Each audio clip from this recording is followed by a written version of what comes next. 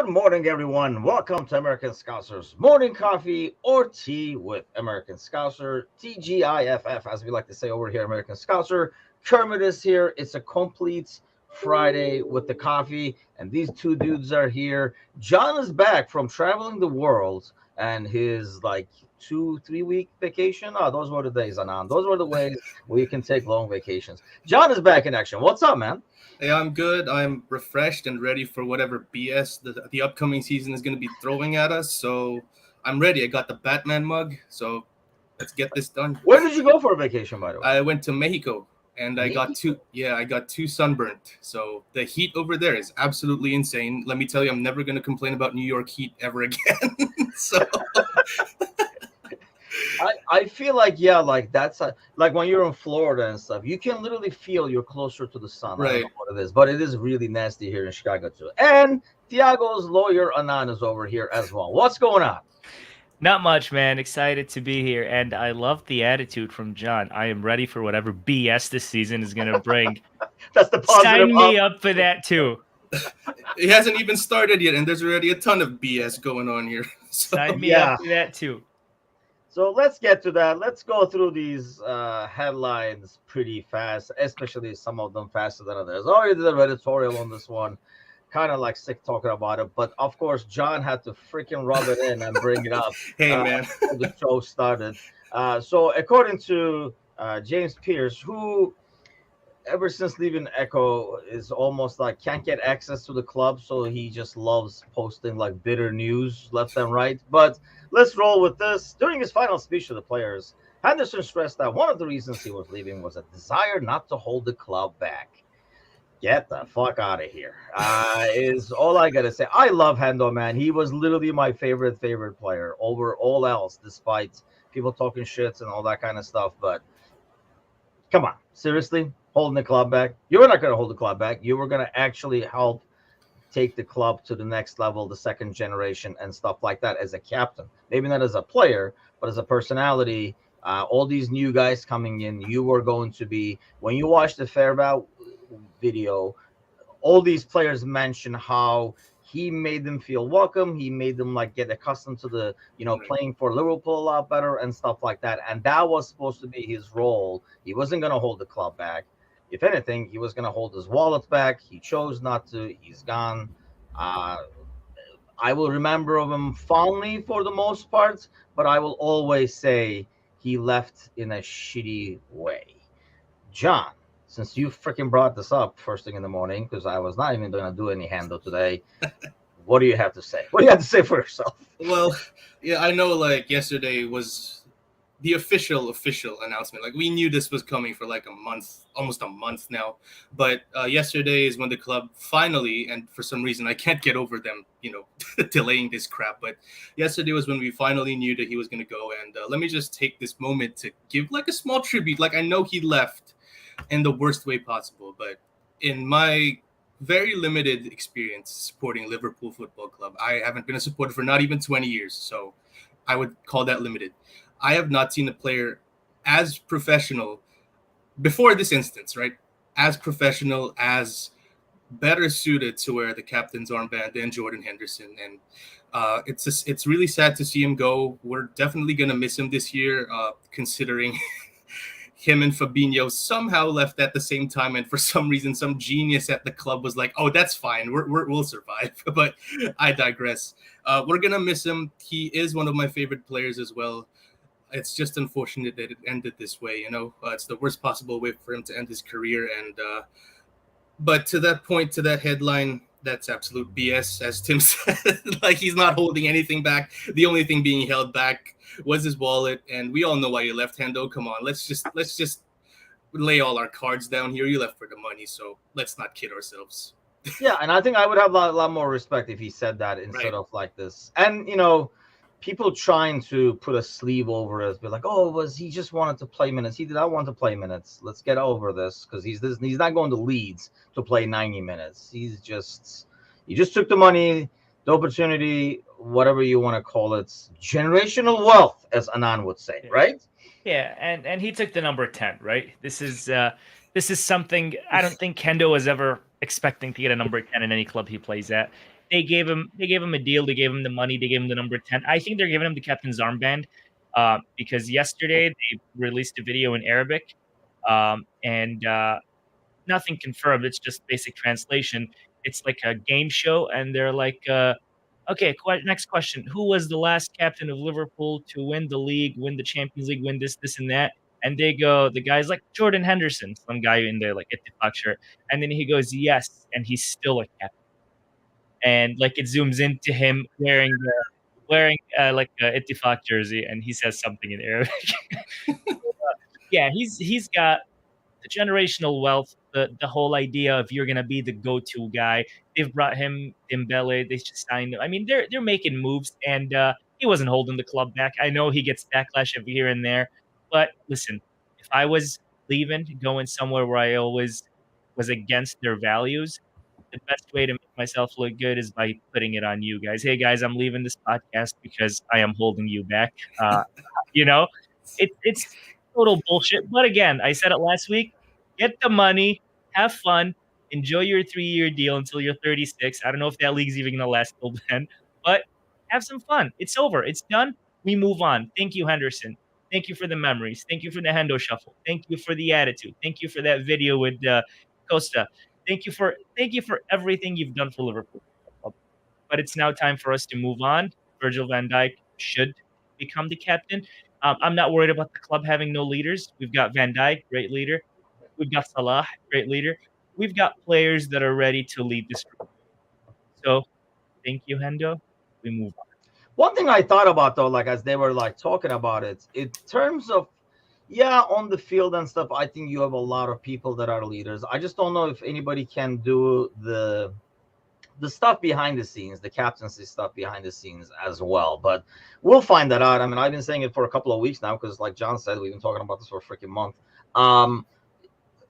That kind of stuff really comes to view when things don't go well. You know, when things are going great, they were like, oh, the harmony and stuff. And the moment something goes wrong, that's when it'll be like, and that's what the media, I'm sure they already have the headlines and everything lined up that, you know, the void was never filled, blah, blah, blah. So they're like, once we get this thing, get the second draw, we'll publish this. It's probably already set aside and waiting for it. But like you say, that stuff only comes when things go south. When everything is going well, it's all hunky-dory. That's just how things roll. Okay, let's get to this one. Fabinho this is hot off the presses, I think, too, right?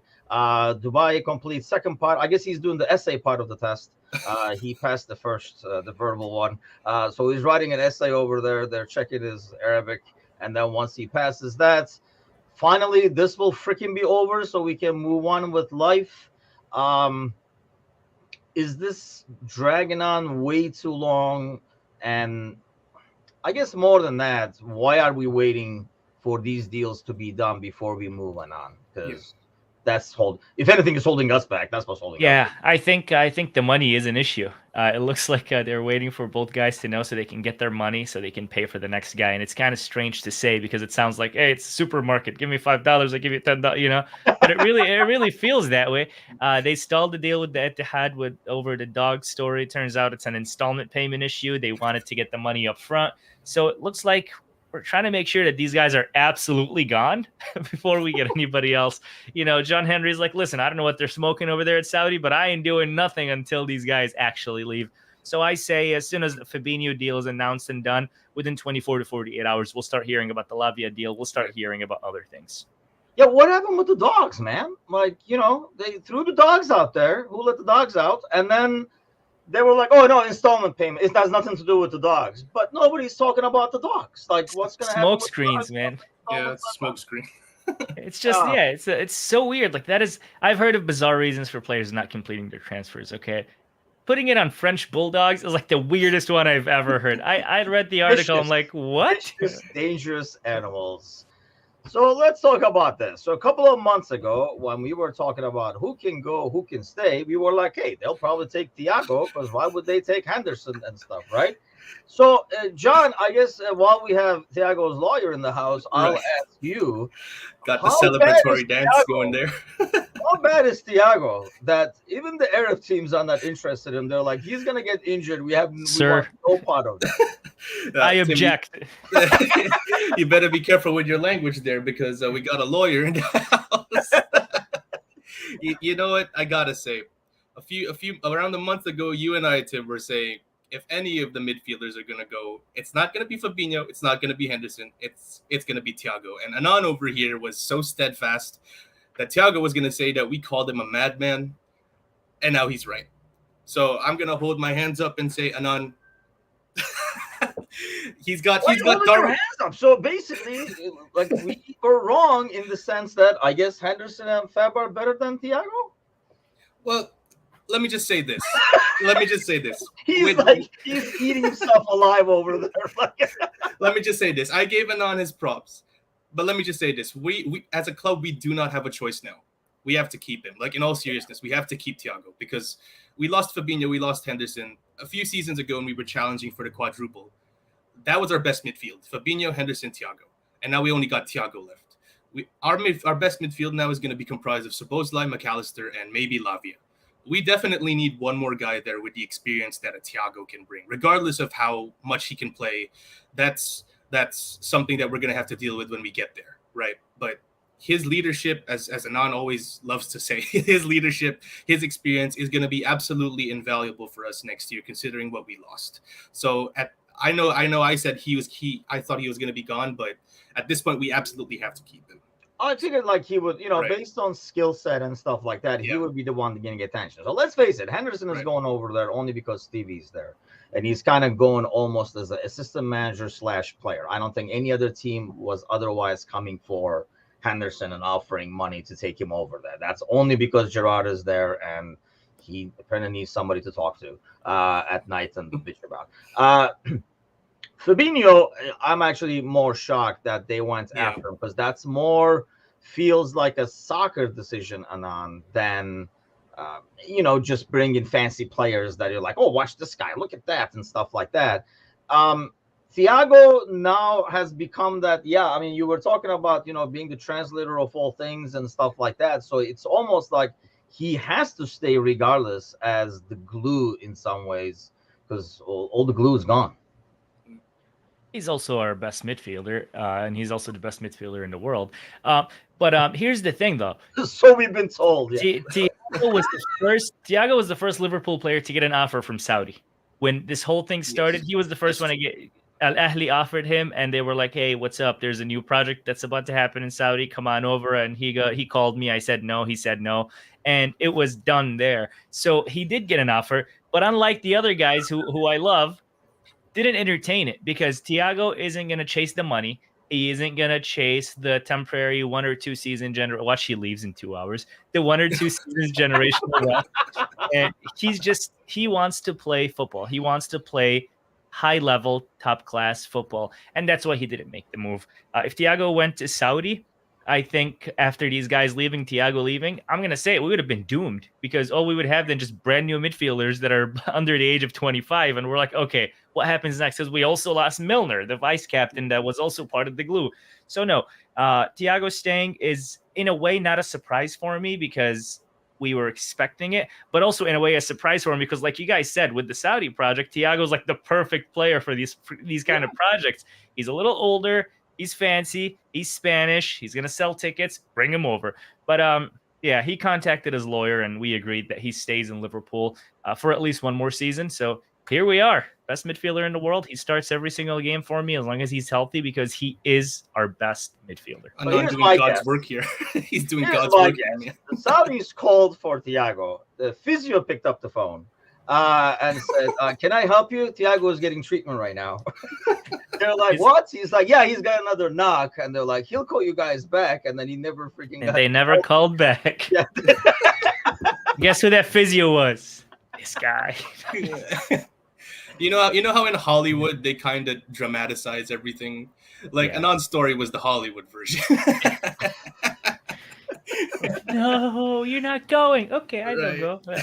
Oh man, love Thiago. I'm gonna say Kakaire. That's probably pretty good, right? That should be pretty close. From Uganda this morning. I guess it's not morning over there, I assume, but doing a very big mistake. Fabinho. My question is Lavia coming. I still think because of the money, it's not a mistake. I think if it was going for Henderson money, I would be like, that's a mistake.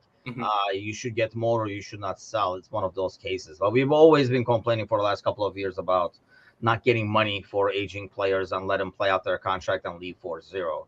But the second part of the question that comes to play is Lavia coming? And I really think, I mean, Anand, so we're assuming, right, like this is going to get done. He's going to do the SA portion of the test, pass the test. The moment he signs and we see the money transfer to the account, we're calling Southampton and like, hey, the money is here. I guess over there, is there any concern that before we call, Chelsea or somebody calls and says, hey, we got the money? I think Chelsea are heavily pushing for I forgot who they're heavily pushing for him, and they made a second or third bid, and that's going to get done. Brighton is just playing hardball, and according to all the reports out, or Liverpool already agreed personal terms with Lavia. So I think it's like a 99.9 done deal. John Henry is just waiting for the money because he is not spending much out of pocket. They're waiting for the money to come in so they can take it, transfer, and bring that kid over. But I don't even think he played in the Southampton friendly game a couple days ago. He did. He started. We were actually like, he did. I would not care who plays for Southampton in the preseason game. Then you turn it on. Yeah. No, I'd say the 11s are out. And yeah, it was he was out there starting, and I even saw on Twitter where they're like, oh, he looks so disinterested and stuff, but. I mean, if you're watching for a guy interested, that's all you're going to see. Yeah. Oh my God, yes. No, he was probably heavily interested. Yeah, I'm sure. Yeah, it's a matter of time. As soon as Fabinho is confirmed gone, I say the deal happens. The kid agreed personal terms. You don't do that if you don't want to make the move. So yeah, it'll be done. Sharifo, I think that was the name. The last name was Sharifo. It'll get done. John, though, is there a concern that if we're waiting for this? If we're waiting for the Fabinho deal to complete the Lavia deal, and if it's all about money, does that only mean we only bring one guy after losing two guys? Mind you, we brought two guys in after losing four guys. Right. It's very concerning. Like, I know Lavia is a very good prospect. He's got the physical traits, and obviously looking at his highlights, you'd think he's the best DM in the world. Of course, given that's a given. But looking at the data, looking at the statistics, he fits a club midfielder perfectly. And but let's be real, guys. He's a project signing. He's what, 19, 20? 19. Yeah, and we're going to just throw him in the deep end into arguably the most important position in a club setup, the DM position. I would say, like, when they called Fabinho the lighthouse, I don't think they were messing around calling him there. You do not, like, if you're not a Liverpool fan, you wouldn't understand how much Fabinho protects our defense. So putting in someone who's very raw at 19 to 20 and giving him an immense responsibility of protecting our, Van Dijk isn't what he once was. Konate is still young. He's really good, but he's still young. So, I'm 100% for the Lavia deal, but I really feel like we need to get in one more experienced DM over there. Because like you said, Tim, we're bringing in one to replace two. That's never ideal, is it? Especially on the after bringing in two to replace four for the most part. Right, two to replace four. Yep. Keita and them were never available, so maybe we shouldn't count them. But you still got to count them because there's no guarantee that everybody on the squad is going to be healthy. I mean, we're going to talk about like Trent playing in midfield and stuff like that in a little bit. There is nobody in midfield. I mean, we're playing people in midfield only because there are no midfielders to play there. But who? So John, you said that, but Amatush was saying there just aren't any DMs available for decent money, and I think that's the issue, right? Like there is nobody. Like, do you have a name or do you have somebody where you would be like, you know what, we should have gotten him instead, because then you would feel more comfortable, let's say, over Lavia. See, I remember a few days ago there was an argument, in our Discord, not an argument, but a discussion in our Discord. It was probably an argument. Go ahead. Right. with Bickler and Kazi, where I think it was. It was definitely an argument. Right. With Bickler saying that with this money that we're spending on Lavia, we might as well get an extra, 10, 25, 30 million and spend it on Caicedo. And I actually see the merit in that argument, because if we're putting in Caicedo, I would be 100% more comfortable with putting in Caicedo there in our lone DM position than putting in Lavia there. But you're doubling the money. I mean, doubling the based on money. how things are going now, it's not like an extra 10, 15. He's not 60, 65. I He's I, I, like un- I 100. understand. I understand him, but considering the expectations for this season, Okay. considering how high the stakes are for us to come back to the levels that we are expected to be in, I feel like it's a gamble worth taking. Like we splashed the cash for Van Dijk because we knew he was top class. We know Caicedo's that kind of player. So I don't know. Personally, I feel like it would be a better investment to splash the cash on someone like a Caicedo rather than a Lavia. But then, I'm not in charge of Liverpool Football Club. I'm just some random dude who doesn't know anything. What do I know? But No, I think that's fair. I mean, I yeah, would feel more comfortable going into the season if Caicedo was there too. But I don't. I mean, I guess here's the thing, Anan. I would not think we would fork out 100 or whatever for one player because I'm still hoping Lavia is not the only name we're bringing in for 50. Some of this other money is being spent for more. I mean, you cannot go into a new season with like 4 midfielders or 5. Yeah, and I think that's why they're not breaking the bank for Caicedo. I think also Chelsea aren't going to let him go. They sold Kante, they sold Kovacic. It's just not going to happen. They need him. They need a holding midfielder. And here's the thing: 19-year-old Lavia, 21-year-old Caicedo. I'm not seeing like one is heavily more experienced. The way I think Klopp and the board are looking at it is put money into 2 guys that will benefit the club in many different ways rather than put money in one guy and just throw all your eggs in one basket. Because for me, I'd rather put 50 and 50 or 50 and 30, 50 and 40 in 2 guys that I believe in the long run will fit into that team than go, listen, give me Moses Caicedo. Here you go. Here's 100 million. Come on in, start every game. Then he gets injured and we're back to square one. Then he gets, limit of yellow cards. We're back to square one. Gets a red card. We're back to square one. I'd rather have an option where we're signing 2 players. If we only sign 1 player, this is a big problem. So I'm hoping it's a smaller fee for Lavia with another player in mind.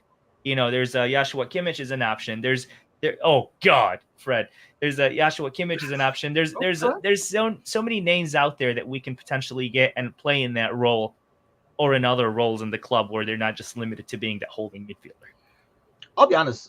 Matthew says Fred. I don't know if that's tongue in cheek, but I think that dude gets a bad rep at United because he plays defensive mid behind a hot mess of wingers who don't play defense and stuff like that, and he has to cover 8 times the area he has to and stuff like that. I think Fred is like a good player overall. And I think there was like rumors for him for like Turkey and stuff, which I highly doubt because they're talking like 20 to 30 million for is what United would want for his like release kind of a deal. But yeah, I mean, you have to bring in 2 players, right? I mean, you're sending 2. If you were, I mean, shit, when the camp started, we were talking over here like, should we bring another midfielder? Should they bring another defender and stuff like that? And now, since then, we sent 2 senior freaking midfielders out, and for you to bring just 1 in is asking for trouble. And if that's all we do, yeah, I have a feeling 2 months from now we're gonna be like, we fucking said this 2 months ago is where we're going to be at, and that's this is what I meant when there's a ton of BS and the season hasn't even started. Don't worry, guys. Thiago can play that role really well. Well, let's talk about this. I mean, this is coming from Echo, which Echo's reporting has become more comical as the days go by. But I mean, short term, I think is the key word over there. But right. Is Trent really a short term replacement, Anan, or is because it's one of those where like, who else can play midfield? You can. Why don't you go in? Because there's really nobody else. It's not like out of all these options, we picked the guy who was the right back being there. And the word of like Connor Bradley, I don't know if it became official yet, but we were going to sign him to an extension and he was going to be loaned out. That automatically tells me that Trent was staying as right back anyway. So, I mean, this is extremely short term, isn't it? Yeah, and here's the thing though. Okay, Trent plays in the holding midfield. Who plays in right back? Like we're playing shuffle. Joey. We're playing musical Joey chairs G. with. Yeah, we're playing musical chairs with like 1 less chair than we should. Yeah. If Trent goes in the number 6, fine, no problem. Now what? Milner's gone. We don't have another right back. Like what do we do? Short term, possibly, but I think it's just a smokescreen till we get that Lavia deal done, just to kind of take our attention off of that, because it is the Echo. They do things like that just to do things like that. I just don't. we talked about this. I was actually convinced that Trent should play in the 6, if you guys remember, a few weeks ago. But then you guys reminded me of his lack of covering and how he forgets to cover his man. And he's just like, la, la, la. And then the guy just breezes through. So imagine having that in the most important role in the field, right? You're holding midfielders, just kind of chilling. And now everybody's running through, going to your defenders. I think that's a little risky. I know this may not be ideal, but Thiago can play in that role until we get the proper replacement. I think when it comes to his tackling, he's our best tackler. When it comes to playing and slowing down the tempo of the game to kind of match the rhythm, Thiago can do that. Now, ideally, I don't want him there, but if we're in desperate need, and I hope not, because if we are, it means we didn't sign anybody. Yeah. But if we are in need, then Thiago can play in that role. Again, Bajcetic can play in that role, but again, youth and it's just inexperienced. Man, both guys who are not practicing yet, right? Yeah. Bajcetic's still recovering. Thiago's still recovering. He called me. He said Thiago said he just needs a few more days and then he's good to go. Yeah. So, hey, Anan, I remember you saying that, but Thiago took Bajcetic under his wing. He took him under his wing in more ways than one. Yeah, he took him under his wing. He's like, mira, amigo, tengo un physio muy bien. And then he took him to his physio, and he's like, okay, break leg. And when you lift your leg on the training table like this. This came back to haunt me, didn't it? For a lawyer, yeah, you really backshot him pretty good. Okay, okay, let me ask you guys this then. So, John, you think we do this, right? Yeah. Matur says, took him under his wing and flew too close. That's perfect. So let me guys ask you this though. Like we talked about this, right? In the inverted fullback, and that's what we kind of expect to see a lot more of. What we saw at the end of last season, but he's still a right back. What if, John? Let me paint this scenario. We're doing this for a temporary basis, but then it's like that intern that comes in and does great. We're like, maybe we should do this guy full time. What if Trent goes in there? Everything is going hunky dory. Do we then just say, man, maybe we should get a right back? And just leave this guy there? What are the chances, do you think? Well, I think it entirely depends on the system that we're going to be using. From what we've seen during preseason, I think Klopp is sticking with the inverted right back role, isn't he? Like he's not switching back to the 4-3-3. So, in terms of where Trent is going to play, I do think it's an entirely new challenge for him to be playing the 6, and it's incredibly not ideal. In terms of like you putting that analogy with the intern, that is a dangerous route to go down. That's all I can say. But again, we're being skint, not investing on the right positions and plugging holes with like putting square pegs on round holes essentially. Like I never see Trent playing the 6. I think his range of passing is insane, but I don't think he has the legs and the awareness to keep up with guys who could possibly be breezing past them. I don't know, Tim. I think it's a losing proposition. I feel like it gives the same vibes when we tried to plug in Henderson and Fabinho in center back all those seasons ago. And it obviously ended up costing us quite a few things that year. For me, it gives the same vibes. It's not ideal. And if Klopp ever thinks of signing him, so not signing, but like as you said, asking the intern to do all these things because he does it well, I feel like we might as well just write the season off because nothing's gonna happen. Nothing good is gonna come off of that, I think. Yeah, I mean, a lot of people even before all this wanted Trent in midfield because we live in the highlight YouTube generation where we just look at attacking and defensive, and I was extremely worried about defensive, and that's why I don't want it. I still feel like how we finished last season is probably how we should keep going. When we're in possession, he slides into that role. But especially now with like Szoboszlai and stuff, I think that becomes even more dangerous when you have Szoboszlai and Mo on the right hand side in front of him.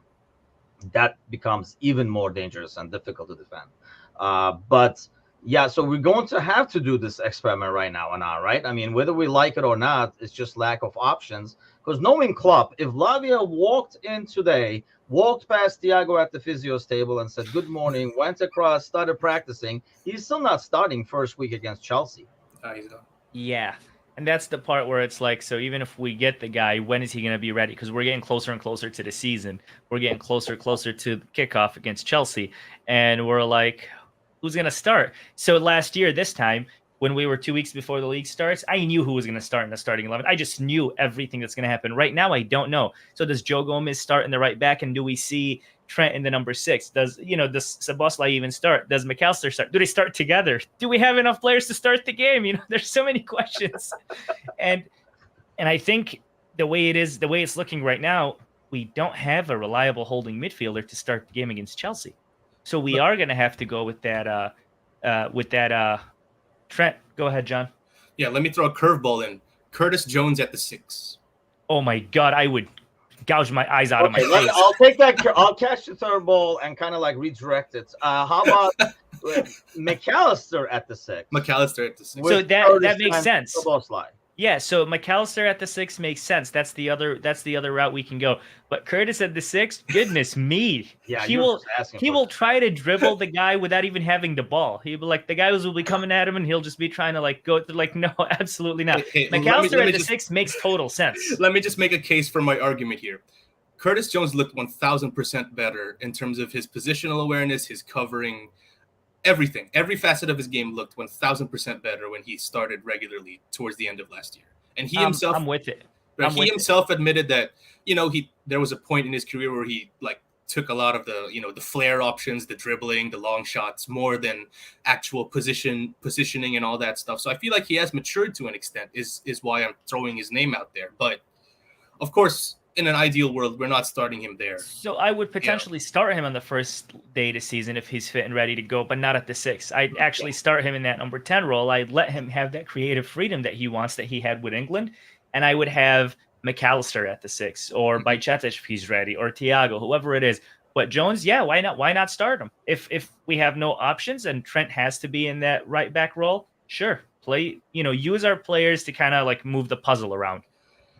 Another thing with like the whole Jones thing goes back to the musical chairs. Let's just not try to, as we shift. Why don't you go here and then you go there and now you come over here? Why don't we play everybody where they should ideally and not have to kind of like slide everybody over and rotate, because now everybody's playing out of position. And I think for Curtis, one of the things I think that kind of derailed him was playing him on the left for a couple of times where you played him out of position. Same thing we did with Carvalho, and then expected him to do well. And when he didn't, these are young kids. So that confidence can be shattered pretty darn fast, regardless of what you do behind the scenes. Or, how cocky, even the cocky Curtis Jones lost his mojo and confidence when we played him out of position and he couldn't do what he wanted to.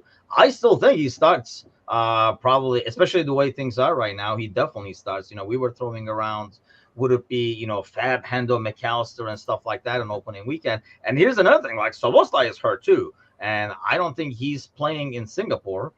So I don't think he's starting the first week either. So we might end up seeing new faces that we did not think maybe Klopp would normally throw out there just out of having to. I guess my thing is, if we're going to start really planning for the start of the season, why are we experimenting with Trent at 6 if that's not going to happen? True. Or is that more likely, Anand, that Trent at 6, Gomez at right back is a lot more likely for opening day than McAllister at 6 and Trent at right back? Yep, we're seeing it happen.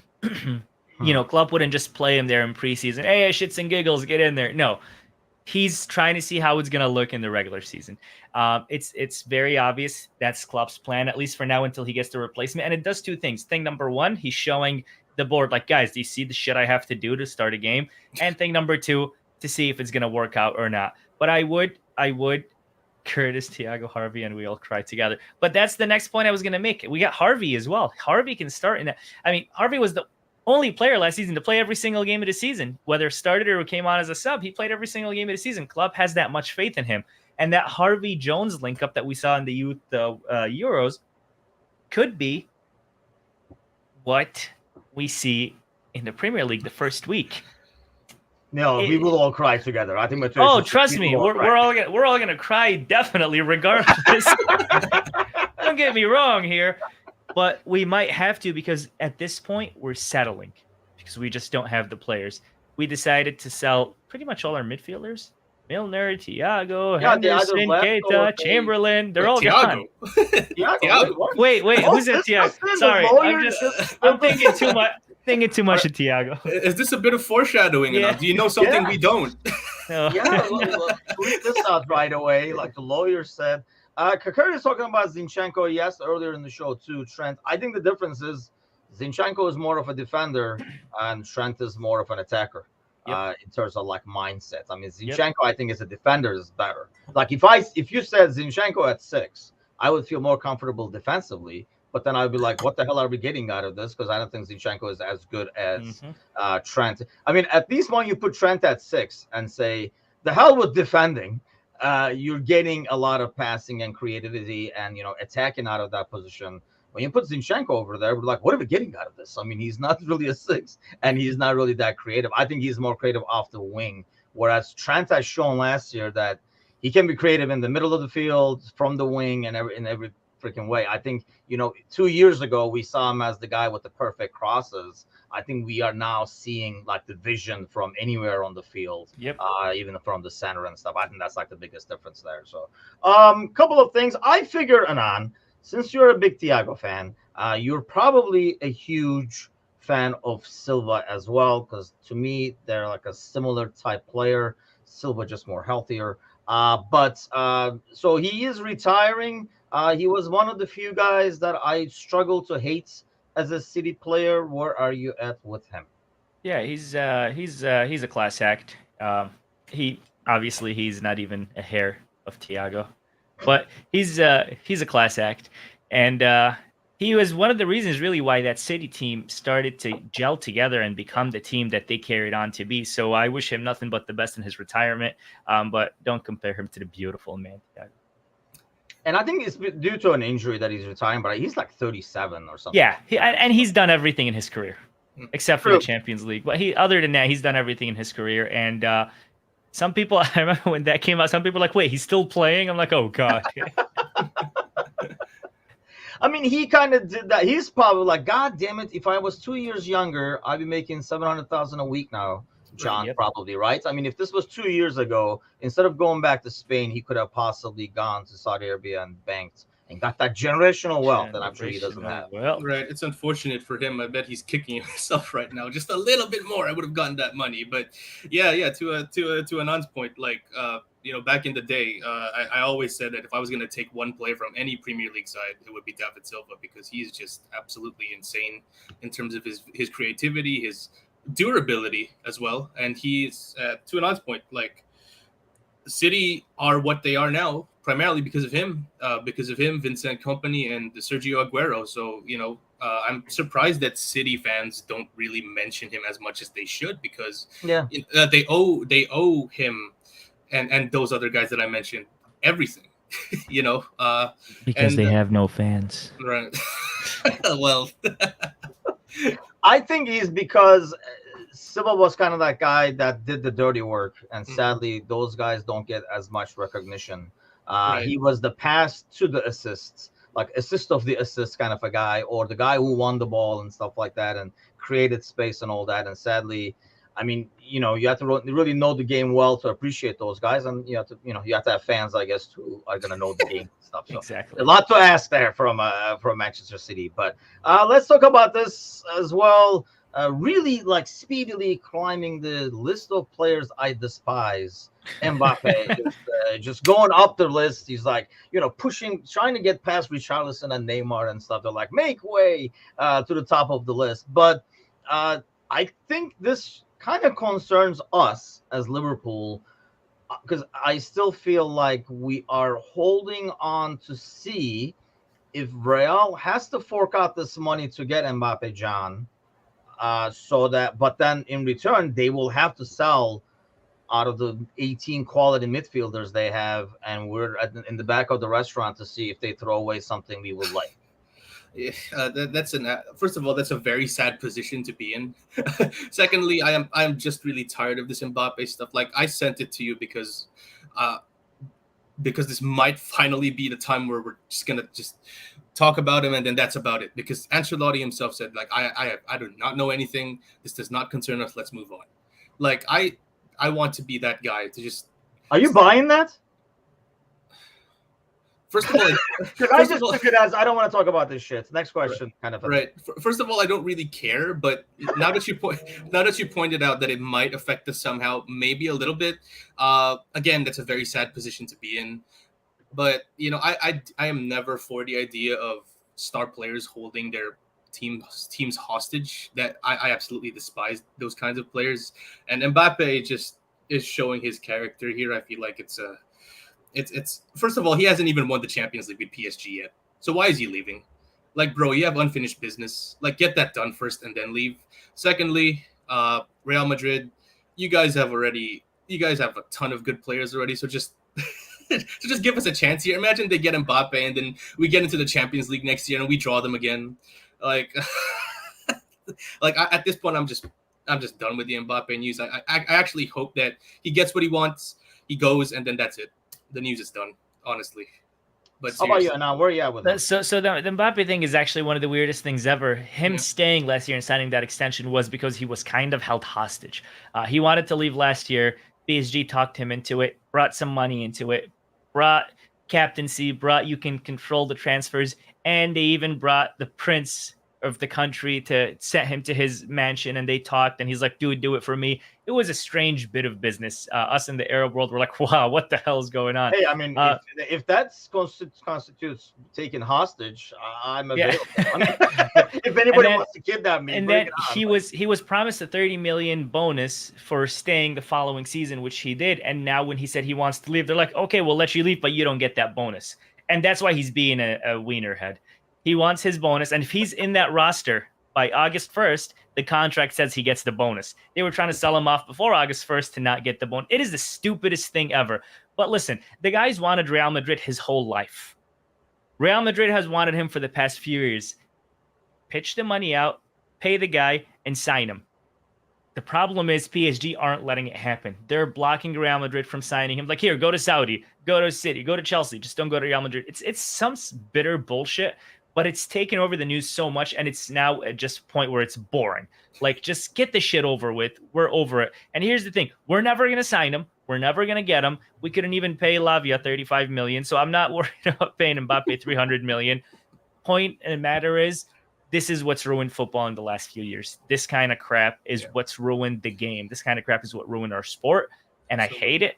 And it's just, it's the worst thing ever. See, the thing with me is then if he wanted Real Madrid so bad, why the hell did he sign last year? It was all funky Hank Dory when he was getting like a couple of suburbs in Paris given to him and everything, the key and stuff like that. And now he's like, but that's my dream and stuff. Well, bro, you had your opportunity to live the dream last year. You should have gone there. And that's what I don't like about the Mbappe deal, like his side of the ordeal. And I think Real in the behind the scenes has worked out something where they're like, hey, just play another year. We're going to get you for free. Instead of forking out the 100, we'll put that into your salary and all that kind of crap. And if you're PSG, John, if I saw something like that happening, I think just for spite, I would do what Anand is saying. You can go here, but not to those assholes that are trying to go behind our back. Right. PSG is looking at this from a completely self-centered point of view. But to us regular fans who are absolutely sick and tired of this news, it's really annoying. Let me just throw that out the window if I haven't already. Listen, Mbappe, bro, just, I don't know. I feel like there's an obligation. He has an obligation to at least win the Champions League. I don't know who said it a few shows ago. Like, we've been talking about PSG winning the Champions League for like 10 years now, and nothing has happened. And for him to leave from a legacy standpoint, at least, kind of damages it, right? Like, you have all this talent. You had Messi with you at one point. You had Neymar. You had prime Neymar. You had all this. You had Di Maria, so on and so forth. And you failed to win one Champions League. Like, City already won a Champions League. Okay, that's their hurdle cleared. PSG has been talking about this crap for like more than a decade, and they still haven't got it done. Come on, man. Like, at least do the decent thing. I know it's asking too much, right? I know it's asking too much for a guy like Mbappe. A situation where even if he stays at this point, I mean, he was already like looking disinterested and lazy last year. I can only imagine this year. So if you're a PSG fan, I mean, imagine us looking at outside saying like, ugh, this drama. I mean, just imagine being a PSG fan and how frustrating and annoying it would be. People were getting frustrated with the whole Mo thing when the extension was happening, and it was nowhere near these complications and drama and ego stuff. So just imagine if we had this audio, and that's why when people say, "Oh, like Mbappe and stuff like that," I mean, we used to say there's a joke like hashtag announce Mbappe and stuff, but I would want. I mean, even if it was available for 60 million right now, I would just not want that personality in my squad. But I guess going back to what I was saying, is there a chance that if this happens? And if it happens, it has to happen in the next couple of days. You think we can snatch somebody out of Real? Tchouaméni has said 85 times now that he does not want to come to Liverpool. But there are players like Valverde. I mean, they have like a wealth of freaking like midfielders over there. You think somebody will be available for us to hop in and grab the second midfielder from there? You're not seeing it. No, I just don't see it for two reasons. One, I don't think Carlo's going to sell any of his midfielders. And two, and most importantly, we couldn't afford any of their midfielders. Let's be real. Valverde wouldn't go for less than 60, 70. Who else? Tchouaméni wouldn't go for less than 80, 90. So we just couldn't afford any of their players. And Carlo already has his core. He feels like the only missing piece to the puzzle now is Mbappe. He's hoping to get him. If he doesn't, he's got Joselu, who just scored a beautiful bicycle kick 2 days ago for Madrid. So that team is done. We're not shopping out of Madrid. The only thing I want to go back to Mbappe for is I give him so much credit for turning down all that money. I give him and it was just, they're like, here's a 1-year deal for $1.2 billion. Come by and leave. Go to Madrid for free next. Not even for any money. Yeah. Leave. He said no. And I tipped the hat off to him for that. Other than that, screw him. Yeah, I mean, he said no to generational wealth, if you will. Exactly. He said no to being, Hendo's little bit. That's the kind of money that can save countries, leave alone like literally generational wealth. Okay, so Sunday the boys play Leicester City in Singapore. John, what are you looking to watch there? Because we're coming towards that point where, I mean, we're freaking 2 weeks away pretty much from the season kickoff. So are you looking at these two preseason games any differently than the last two? Oh, absolutely. The last, I believe we play Leicester, Bayern, and one more before we get Darmstadt. Darmstadt before. I think we're going to get a clearer picture as to who Klopp is going to be lining up against Chelsea.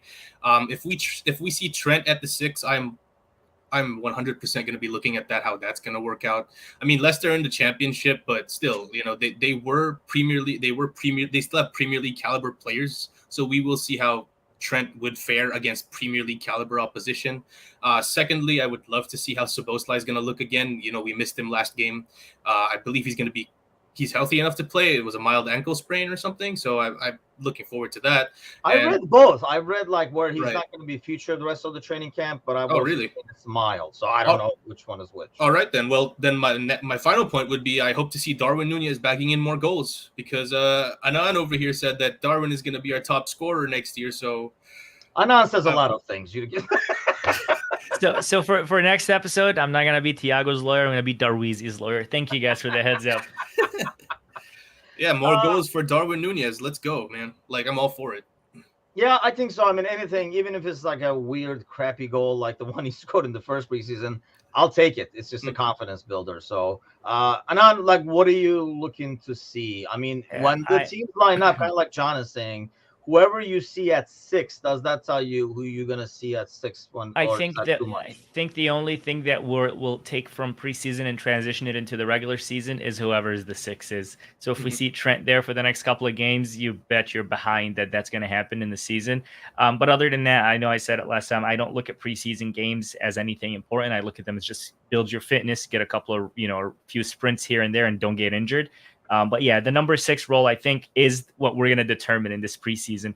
We'll see Trent playing there. We might see McAllister playing there as an attempt to see if it'll work out. So there are a few options, but the only thing I'm taking out of preseason is hopefully no injuries and the number 6 position. And Darwin Núñez scoring goals. And, well, that's the obvious. We don't even got to talk about that. We don't even, why discuss that? We're talking about the inevitable, taxes, death, Darwin Núñez scoring goals. I'm going to be looking for shots of Thiago translating things on the sideline to other players. Yeah, he didn't make the flight. He told Bajcetic, we're staying here. Let these losers that are fit travel. We're staying here. Here's what you do. Here's how you lay down. I don't know if you guys saw this or not, but this happened. What is happening? He's officially Al Nassr player. We talked That's about Ronaldo's that. team, yeah. That's Yep, Ronaldo's team. we talked about that last time, but they're officially teammates. Hmm. God, that makes me sad. Yeah, Sorry. it does. It That does. makes me like meh, really. I mean, so you think if you're Sadio, you're like, man, I made the wrong move to Bayern, or Absolutely. Did you see what he I mean, told he the had options reporters then. I mean, he could have gone anywhere else, really. I when mean, the reporters were asking him questions? Did you guys see that? Yeah, I did. He's like, I "You did. talk about me bad all the time, and now you want to interview me? Get out!" And he Yeah, just you walked thought away. bro thought the Liverpool press was bad. So here's the thing: Sadio Yeah. didn't think the Liverpool press was bad. The Sadio Mane